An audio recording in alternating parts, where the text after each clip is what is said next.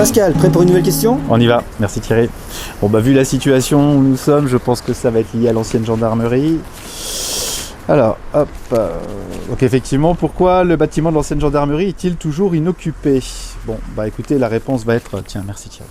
La réponse va être assez simple, hein. Donc ce bâtiment est effectivement un bâtiment municipal, il a une vocation, c'est-à-dire qu'il faut absolument lui redonner une raison d'être. Ça fait maintenant plusieurs années qu'il est inoccupé.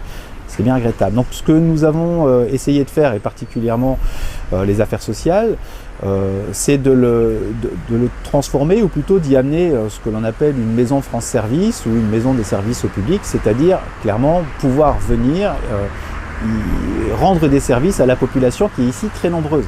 Donc le cœur de ville presque, si on prend un centre-ville de Frouard, si on fait attention à la cartographie des habitants, c'est ici, hein, dans le quartier de la Penotte, qu'il y a la plus grande densité de population, et c'est pour autant le quartier qui est le moins desservi en termes de services. Alors je ne parle même pas de services bancaires, hein, il n'y a pas de guichet de distributeur de banque dans le secteur, c'est aussi bien regrettable. Donc l'idée de ramener du service public ici, c'est une idée qui est en cours et qui est forte.